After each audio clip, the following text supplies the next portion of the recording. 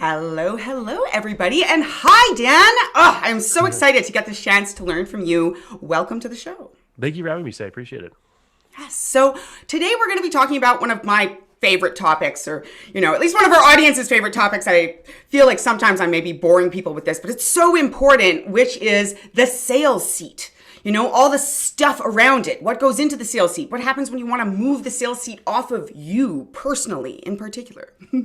But before we get too deep into that, I'm just curious, what would you say that your superpower in this world is as an individual or as a business? Yeah, it's a great question. I think we're really good at sort of figuring out, where our client's value lives, and then really like bigger than that, figuring out what it's going to take to de-risk a sales conversation, which is a simple, straightforward, but not necessarily easy task. So that's what we're really good at, is kind of opening doors in the right way. Excellent. And why does the world need this? Why does the world need what you do? I mean, I think that the world needs it because when you're talking, especially when you're talking about digital services, whether it's agency services or something related to that, professional services, et cetera, it's, and everybody can appreciate this. It's gotten very noisy. There's so much both direct and indirect competition. And then there's also so much competition for attention, right? Yeah. We've seen that knob kind of get turned up to 11 with COVID, where everybody that was at a trade show or was doing, kind of relying on referral networks or whining and dining has now had to go to really this kind of traffic jam of like a few channels, LinkedIn, et cetera, email. So that's the challenge that we're helping our clients get beyond, is making sure that pipeline's full, regardless of those things. That's what we're up against. That's a challenge. All right. Well, I had a bunch of questions kind of lined up ahead of it, but I'm just going to sweep them all to the side and dig into this issue of it being just so kind of like cluttered and noisy right now. Like, we've been saying this for years, and yet in the past year, as you said, things just kind of escalated in this massive way. And I know that we are not the only ones as an agency who have found that our lead generation sources that were super effective before and consistent have just been kind of totally gone haywire from the sheer amount of volume of people that are online. Yeah. So I'm curious, with so many voices and so few channels, what are some of the kind of things that are increasingly important for agency leaders to focus on? Yeah, it's a great question, and I think that and this is sort of me, trying to make sense of what we're seeing in real time, so it's not perfectly figured out or articulated and is developing, is I think that it's kind of going, it's going to there's going to be more of a premium put on trust and on who can actually do something, because we're kind of moving out of this realm of, I'm a new agency and I have this shiny object and I figured out influencer, I figured out e-commerce. We're now, because of how easy it is to put up that shingle and claim expertise, it's getting harder and harder to figure out, who can actually get the job done. So I might be losing your question a little, so I apologize. But I think that, it's going back to more kind of figuring out who can I trust, who's in my world, who really understands what I'm doing. I think that the agencies, and this is old news, but and I'm sure a lot of people are sick of hearing it, but I think specialization is going to continue to be and grow in terms of significance. Not necessarily just niching, but having a specialization in certain industries that might have a through line through them.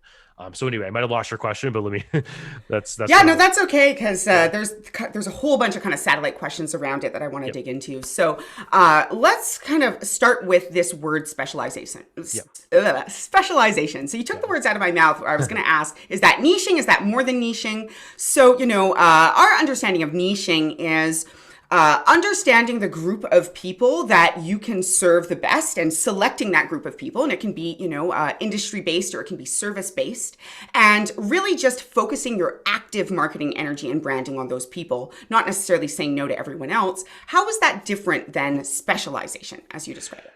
It's not far off from that, and I think I used to refer to it as niching as well, and I've sort of expanded my thinking on it to specialization, where I think that it doesn't necessarily have to be just saying we serve this industry. I think that is a really good way to do it. We've done that, but it could mean that you provide one to a few key services to one to a few key industries that have a lot of similarities. Like, for example, we've had clients that serve financial and higher ed and healthcare, because there's so much Hmm. compliance related to those Hmm. industries. So I don't necessarily think that it has to be niching, but that is a great way to do it. And I think that I think that there's a lot of sort of invisible or like phantom risk that agencies were taking on by not doing that for so many Yeah. years, and they just didn't see it, because they were getting all their business from referrals and working with whoever came in the door. And now there's more risk in not doing it, but there still is risk Hmm. in niching and specializing, just like there is in life. So I think that yeah, if you niche to restaurants a year ago, like you might be in a bad spot right now, but you'll probably come out of it and you'll have a moat around you, when things get better again. So anyway, that's kind of how I'm thinking about it. Yeah. Okay. Okay. So let me see if I'm understanding this correctly. So this is just an example that pops into my head. So, we are a content strategy agency, and we have two, like partners or connections or I don't know, fellow agencies, peers in Yeah. the industry who are also, content strategy providers who also serve primarily agencies and agency leaders. But so we all have the same niche, but we don't necessarily have the same specialization in the sense that myself and my team focuses on process-oriented, long-term relationships with the agencies on a kind of white label or subcontracting basis. Versus, we refer people to someone else that we know who also serves agencies, but is focused on, producing more copy for agencies that are maybe like just getting going and don't have as big of a budget, and it's like just 1 to 3 people as opposed to a team of like 10. Versus another one is one person who has very little process, but his thing is conversion. Like Right. he has worked doing exclusively conversion, exclusively email campaigns and landing pages and stuff. And so with him, you might have to, I think his word was, be more fluid about what that process looks like. But in terms of sheer results, if that's what somebody cares about, we're going to send them that way. So, it's Right. like three, same service, essentially same industry, but different specializations. Is that kind of what you're Absolutely. talking And I about? think you actually hit on a really good point, which is like a lot of agencies are scared that they're going to be limiting themselves if they do niche or do specialize, however you want to think about it. But really, like you've described a situation where you have access to this ecosystem where there's so much more opportunity than there would be if you're like, yeah, we can work with anyone and do almost anything, or whatever. So I think that Yeah. you hit something really useful. Yeah. Yeah, awesome, awesome. Yeah, I've actually found that it makes it more comfortable to say no when someone's not a fit as well, Right. because you have someone else that you just know will be able to serve them in a way that will deliver much more value. So it's win-win because then we don't have to go outside our process because we're very, as I mentioned, we're very, very process oriented. And I'm going to dig into your brain about some sales and lead gen process stuff Yeah. too. Okay, so but before we kind of leave this topic, so we've talked about kind of specialization being really key. Now let's talk about applying that specialization, right? So if we're looking at the kind of crowded space, I know paid traffic has been the most consistent, most reliable way to drive leads for many years now. And you basically have your big three, and like LinkedIn, Facebook, and PPC. And then, of course, you have other things like YouTube, et cetera, et cetera. So with the landscape today, I've heard from several agency leaders that, especially when it comes to marketing their own business with higher ticket B2B services, that the spaces that work for them just really aren't. So I want to kind of pick your brain a little bit here and understand, is this a matter of needing more specialization in a lot of cases? Is this a matter of, needing to actually maybe move away from paid traffic and into other lead generation sources, or what, does it depend? Can you just speak to that a little bit? Yeah, it's a great question. There's probably a lot to unpack there. So yes, I think specialization helps everything. I think that it's the foundation for everything else. If you can, if you're doing paid traffic, and we do this for ourselves, if you can bid on long tail keywords like content, creation for healthcare companies, that now becomes a much more viable business channel because those clicks are much far less than if it was content generation full stop, right? So Yeah. I, that's important to point out. In terms of channels, we do outbound. That's what we're really good at, and I think Mm-hmm. that and ideally you want to be doing both. You want to be doing inbound and outbound and earned. You want to have those three things checked. I Mm-hmm. don't think any one of those channels is better or worse than the other. I just think they're all part of the picture. So That said, if you have earned media, like if people are hearing me on the podcast or hearing you and they come and reach out to you, that is more defensible, right? That's cheaper than anything else. It just takes time to build that sort of trust and to, get it out there and everything. But Mm-hmm. earned has a lot going for it in that way because, if you're investing in paid ads, things can change. You can have more competitors come in. Google can switch things up as they are wont to do. There's Mm-hmm. platform, right? So I have seen things go wrong. I've worked in previous lives in companies where, where you're kind of at the whim of Google and other channels where when you don't own the platform. So for Yes, that reason, yes. I think that outbound and getting used to outbound is really, really valuable because it's something that you can own. Even if you're on LinkedIn, whatever, uh, email in particular and phone to a lesser extent in our world is really big. And that's because Yeah. once you can get used to the inner workings of being able to knock on doors, in the right way and introduce Mm-hmm. yourself and then move somebody into a process that's repeatable, it's cheaper than Speaking my almost language. you can keep doing it over and over again. I think what's challenging is it can be kind of a rude awakening to go from referrals to doing outbound. And that's what we're helping Yes. our clients with. Yes, yes. Okay, so now we're kind of starting to come full circle with where I was intending to start, because this is a place that we see a lot of people at, is that they may very well have been even generating traffic and leads and systems and funnels and et cetera for their clients. But when it comes to our own companies, often we lag behind and it's just like, yeah, referrals, yay. So, okay, where do I start here? I've heard many times from people that moving out of sales is one of the kind of biggest and scariest challenges that agency leaders face in that kind of messy middle area of agency growth. So, and I think that part of this partially comes from a lot of confusion around like inbound versus outbound, what's marketing, what's sales, because when you're a leader, you might very well be doing all of it yourself. And when it comes to kind of setting up those systems within your business, unless you're a natural systems builder, it might be a little bit more challenging. So let's put this in the lead generation context. Lead generation, as we said, we've already started touching on, can be a sales responsibility or a marketing responsibility. It can be a funnel, it can be outbound, it can be prospecting. So let's say we have a leader who's gotten to where they're at primarily via referrals. But, they're niche, they're branded, they have some sort of specialization, they want to start scaling. Is there one that's in most cases better to start with? I'm kind of hearing potentially outbound. Or how can somebody tell where to go next? Yeah, it's a great question. So yes, we are definitely partial to outbound, but I don't think it's the only thing people should do. I think it's really important to do a few different things in those big broad categories of inbound, outbound, and earned, right? So, Mm-hmm. so ideally, you're checking off whether you're outsourcing it to a company like ours, doing it in house, whatever. You're at least checking off those boxes. It And depends. sorry to stop you, but what are those base boxes? Because we're usually talking limited resources, whether that's time, energy, or money, or all three. So what Yeah. are those kind of critical boxes on both sides that need to be checked? Inbound, outbound, earned, basically. So inbound, Okay, yeah. could be Google ads, et cetera, other things. Earned, people that might see you through thought leadership, like we're doing right now, podcasts, et cetera, content like you guys develop for clients, and then outbound being actually reaching out to people, asking them for their time and selling them something. So those are kind of the big broad categories, and they all tie into each other. There's especially between inbound and earned, there's some gray area where these things kind of meet up. But I think that ideally you're checking off all of those boxes in some way, and it's important too. Yeah, because the reason being, earned and inbound, especially and Mhm. outbound too, they all take time. They're not just going to go to their maximum potential overnight. So, getting to a place where the content you're putting out is actually producing meaningful business opportunities.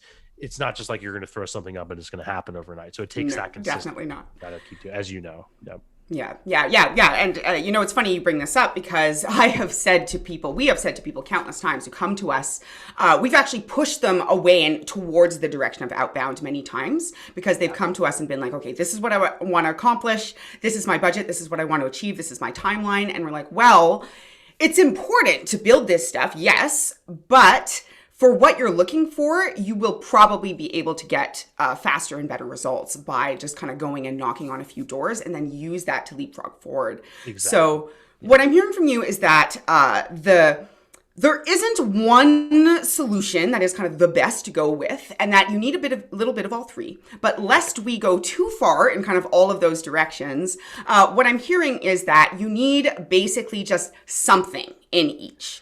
Uh, yeah, yeah. Right. And I think that the mindset of this is like exercise and eating right, as opposed Mm, to this one-off thing where of losing 5 pounds arbitrarily, right? Like yeah, that's yeah. okay, you lost 5 pounds, then what's going to happen next? Like this, it's not about that. So, the consistency is important. And basically, settling into this thing where sales and marketing is something that you're doing for yourself, rain or shine, regardless, just like you would eat healthy ideally and work out and everything like that. So you hit on something really important where I think outbound is valuable because it's going to produce market feedback a lot faster. You're going Yes.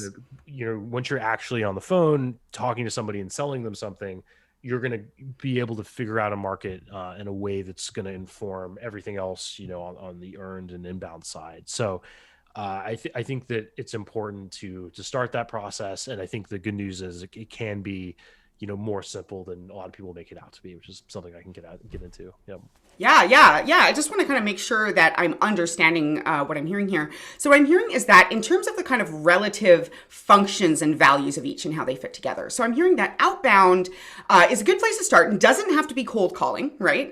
It can be Mhm. other. That's you just kind of hinted at that a little Yeah. bit, but it's where you are going and talking to other people that have a problem that you can potentially solve or are solving a similar problem for similar people, and start having conversations. And that, what I'm hearing, and has also been our experience, can just generate you money and business. But what you're saying is that more importantly, it gives you the feedback, if approached correctly, that will allow you to leverage that feedback and be more effective in the earned and in the outbound as well, because you're Exactly. having Right. real conversations, yeah, with people who Right. are And ideally as real much as you taking it. possibly can, right? As much as you can make Yeah. time for. And the other thing is that, and this is something a lot of our clients have experienced, is that it kind of forces you to have to develop a real sales process, Yes. where step one, this is what happens, setting the path forward. Here's what happens on this call. Here's what happens on the next call, as opposed to sort of, oh, referral came in, we figured this out and flying Yeah. by the seat of your pants. So I think that's another advantage to it. Yeah, yeah. Okay. So I just want to touch again on these other two pieces and see if I understand correctly, and then we can kind of shift into another question, unless amazing conversation ensues, in which case that's okay. Outbound, we've kind of talked about what that looks like. It's conversations, and inbound we've talked about being some sort of funnel, some sort of kind of paid traffic, versus earned is something that you own, that you have done the work to attract the people to. So usually I would see that as like an email list or a podcast or something like that you built from nothing, essentially.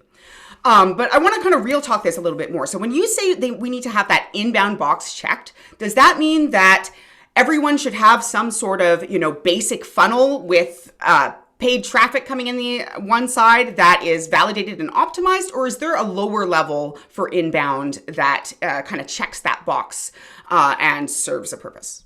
Yeah, for sure. And for kind of like full disclosure, we're not necessarily inbound specialists. We're definitely For an sure. outreach focused agency. But that said, we have done a lot with inbound for ourselves.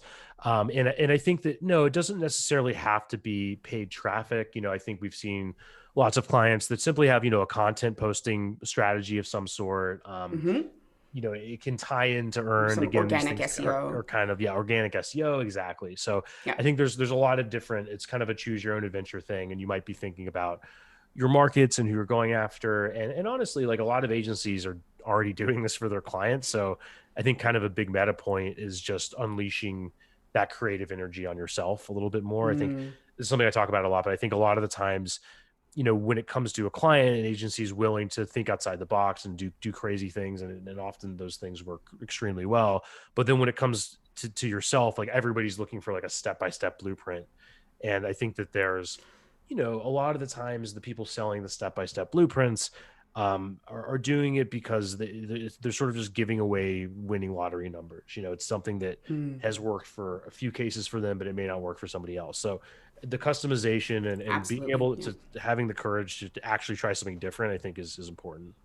Yeah. That makes a lot of sense to me. And all of this just correlates really well. I'm trying to kind of be neutral and get the information, but it correlates really well to our experience as well. Like we did quite a bit of outbound in the beginning.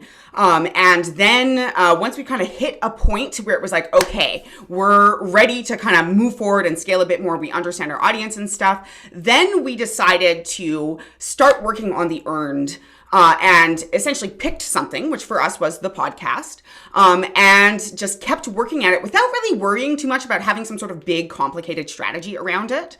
And then as time went on, and we started to see that, okay, now the people in sales are spending so much time kind of prospecting that it would really be beneficial to kind of amp up our inbound and bring some people in. Sorry, not bring people in to work on it, but rather really develop what we had going on, which was a targeted content strategy, essentially, into a true funnel with different pieces along the way and stuff. But I agree with you 100% that working on that outbound first really clarified the sales process, and that was really, really valuable. Yeah. Yeah, for But sure. Sorry to cut you off. Yeah, we've yeah. had a lot of clients tell us that, and just the act of actually having to like get on a call with somebody and sell them, kind of informs so much more. So I'm repeating Yeah. myself. No, but this is all super valuable. Okay, so let's kind of move ourselves back to this idea of handing over sales and what that looks like. So obviously, there's a few options there in terms of bringing on someone in house, bringing on a service like yours, and regardless, there's kind of some prep, I'm sure, that needs to kind of go into it. So first things first, how does somebody? Are there kind of cues or clues that you've identified that this is kind of the next thing that needs to happen is to move sales off of, say, a leader's plate? Yeah, great questions. There's so much to dig into there, and I think that there's probably a lot of ways to do it right. There's very specific ways that we've seen that it goes wrong, time and time again. So sometimes I hate to go negative, but that's sometimes easier to identify. So the Honestly, real talk. Like let's talk about those issues because though if yeah, they're relevant, like for yeah. sure. So I think the first way that it tends to go wrong is you get the owner that hasn't really built any of the things that we've talked about. They've gotten mostly Mm, referrals, et cetera, and they have kind of like an overinflated sense of the organization's ability to sell because they've closed most of the business from referrals and RFPs, right? So there's nothing mhm, wrong with that. It means you're doing great work. I'm not knocking that. I think referrals are a really great thing. But the problem is you don't have a system that you can plug somebody else into and expect them to be successful. So the way this pans out is we have prospects and clients saying, "Hey, we hired a salesperson. We had 3 salespeople. They all failed. They all sucked." And it was like, well, chances are all 3 of them didn't suck. There's probably something yeah. broken.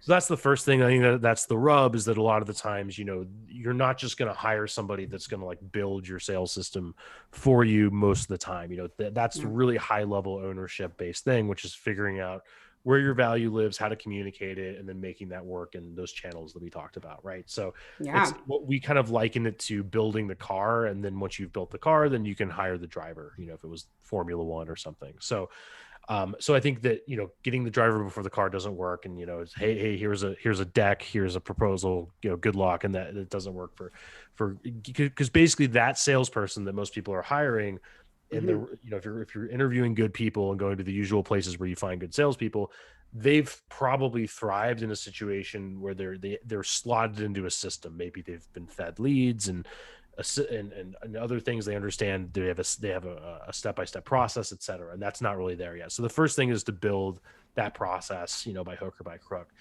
Yeah, From and, there, just to kind of pause you there, yeah. how I think people hear the word process, and if that's not their jam, they're kind of like, oh God. So like, how in depth are we talking about? Are we talking about like a bullet list of 5 different meetings? Are we talking about like a visual flow chart with all these different templates and scripts? Like, what's kind of the minimum someone needs to produce for this to be ready to offload?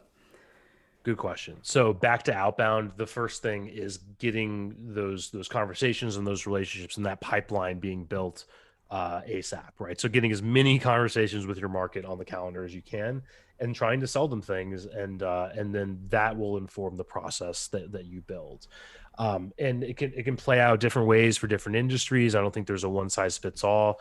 There's some really Mhm. great books on this. I think Challenger Sale is one that I like a lot now. If people, Yeah. a lot of people know about that now for kind of our new era, and I could probably do a whole episode on that book.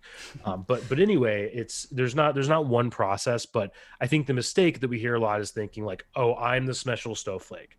I Mm. don't, a process isn't going to work for this. We're just too creative, Mhm. it's like, just look at, there's just so much evidence to the contrary. Look at like every scalable consultancy, every scalable agency has figured this out. Like what makes you think you're different? So anyway, I don't want to harp on that too much. So back to your question. I think that, Yeah. yeah, maybe it's not a specific verbatim script, although I do actually think there is a place for scripts. I think they do Yeah.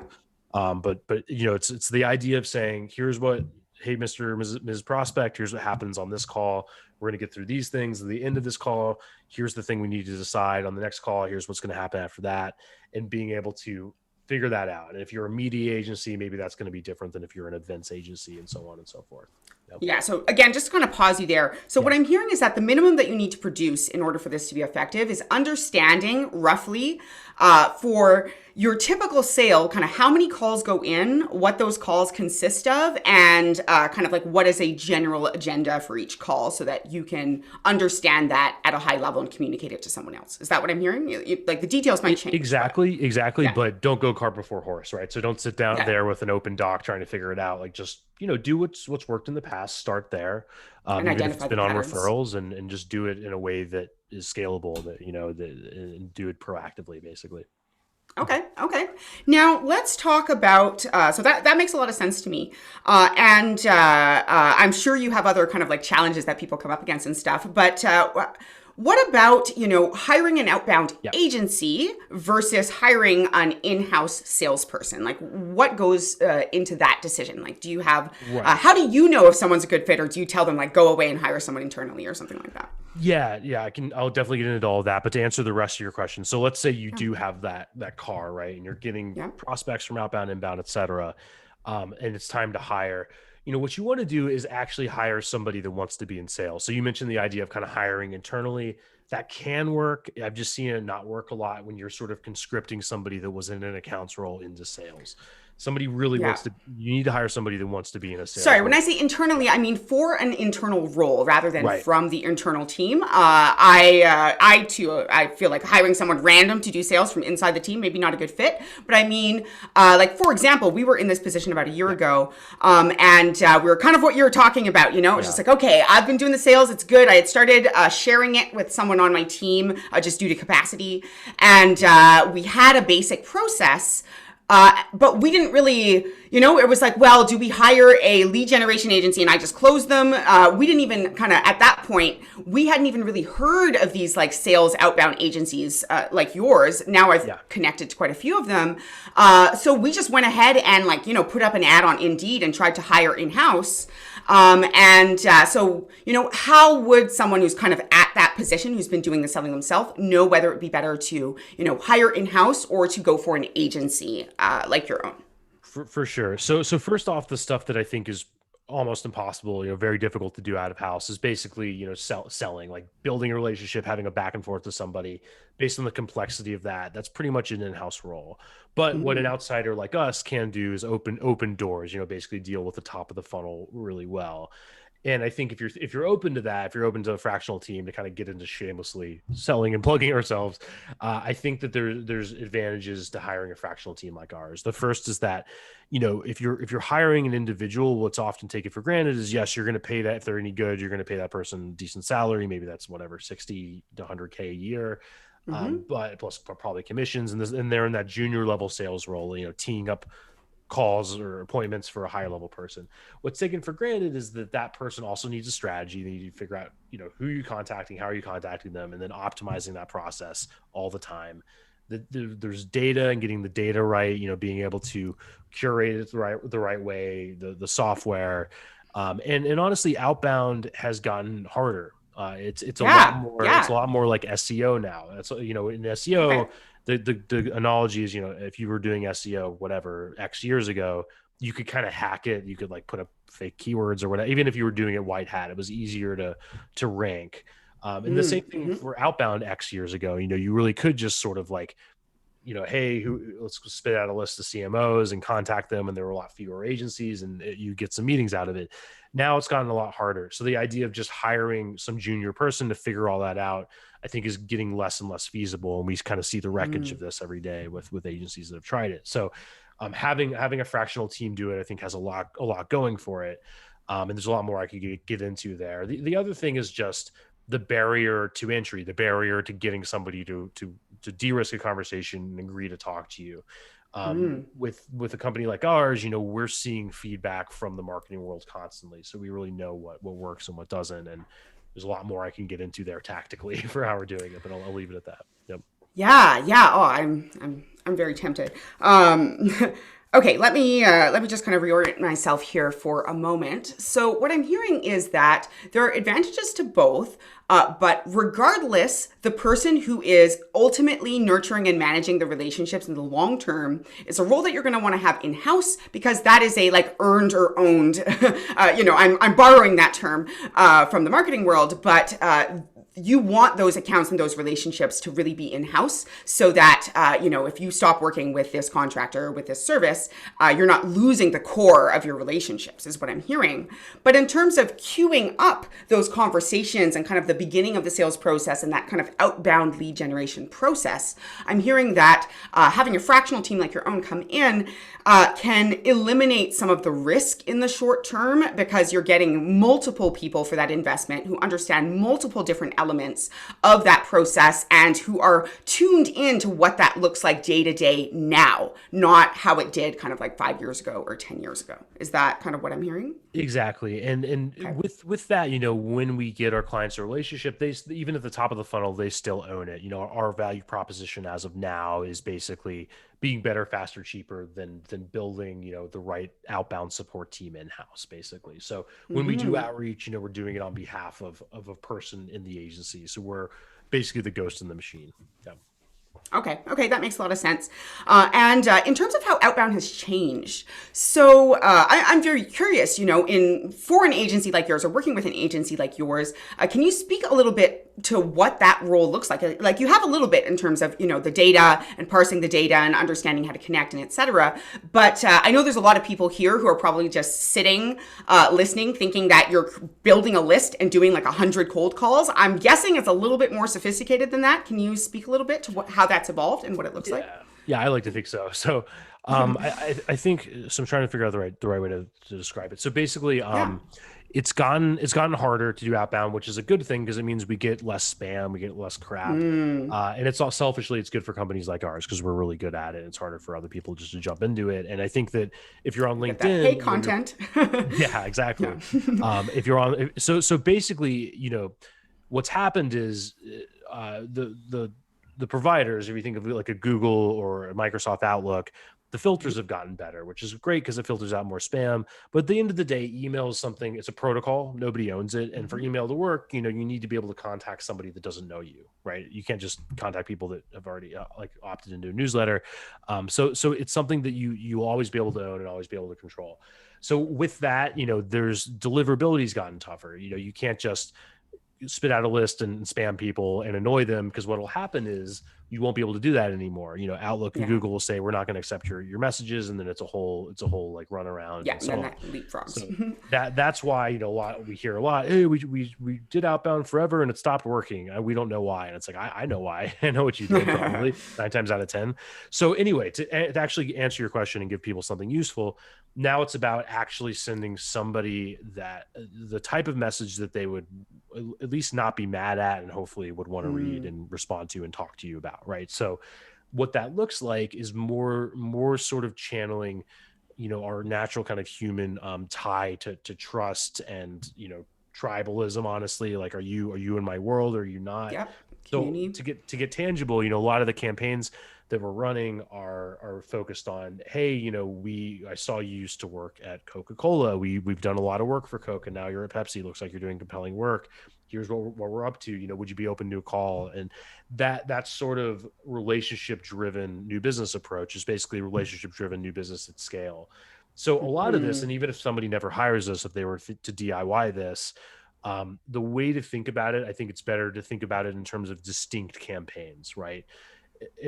But what you tend to hear all the time is automated machine, right? I'm going to build a Mm. machine, and I'm guilty of this. I probably used the machine metaphor at some point, so I'm probably guilty. But the problem is there's this sort of mindset of I'm going to create a machine and turn it on, and then I'm not going to have to think about it again. And yes, there's certain automated uses that can help you out, but I think thinking in terms of a distinct campaign to the types of people that are likely to talk to you based on commonalities is going to be a lot better, and it's going to make outbound, more effective.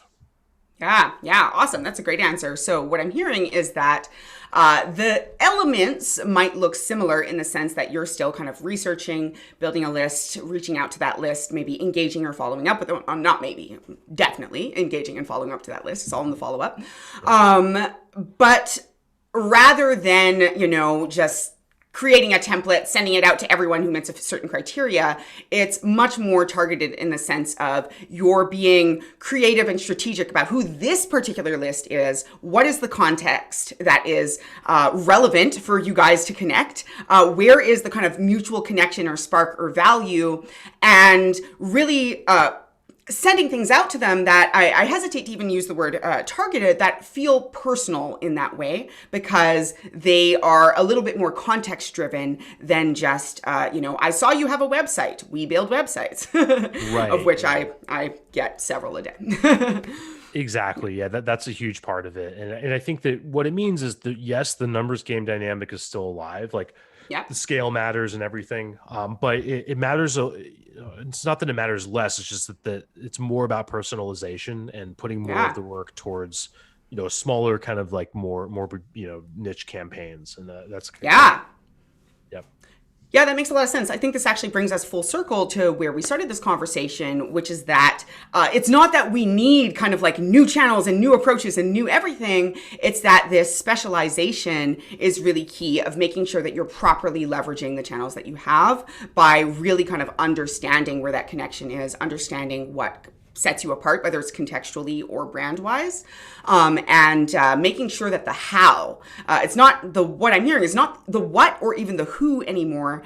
There's a strong element of the how you're approaching your services, your clients, your business, how you're approaching a particular campaign in a particular context. This how is becoming increasingly more resonant because even when the what and the who are the same, the how is what really sets you apart. Exactly. Yeah. And I think with that in mind, what we tend to see when people have tried outbound and it hasn't worked is it's telling prospects too much. It's selling too much Mm, at the beginning, right? And I think that mm-hmm. really, again, all you're trying to do with any outbound message is just de-risk a conversation. So De-risk a sometimes conversation. I like you that. can go too far and actually Yeah. imply to people that you're going to be pitching them and wasting their time, when if you'd said less you might have gotten the door open. So I think that's a big part, is really starting with those types of people that are likely to talk to you, based on a commonality or multiple commonalities, and going from there.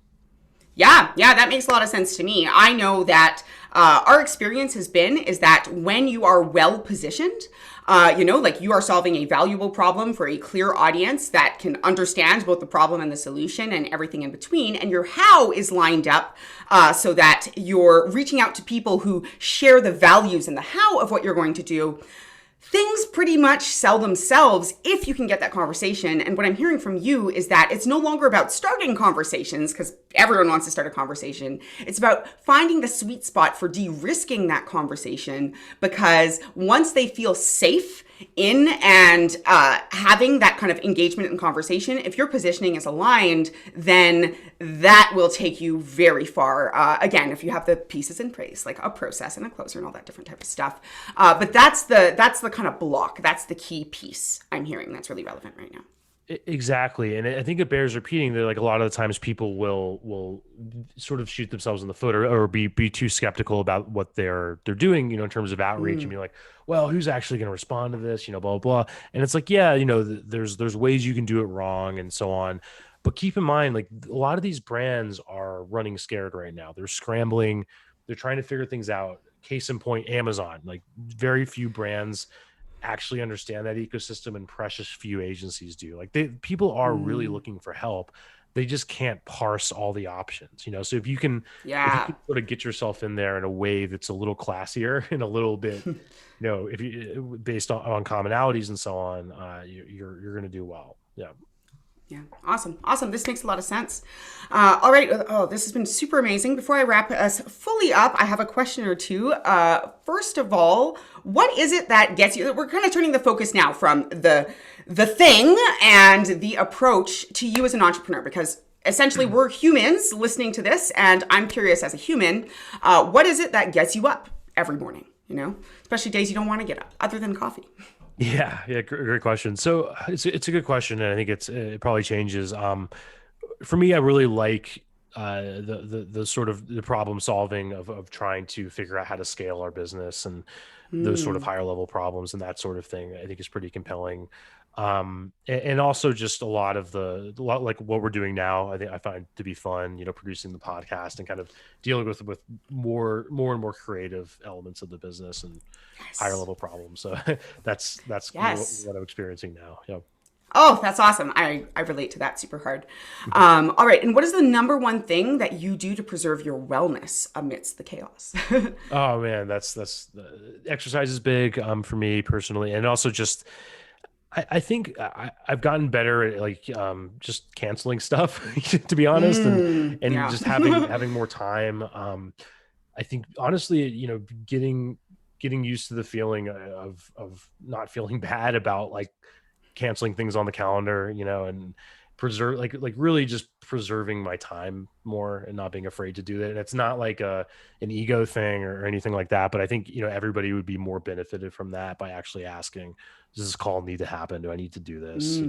Is this going to be the worst thing in the world if I clear this off? So lately that's been a big thing for me. And I think that we've been remote workforce since day one for like almost 5 years now.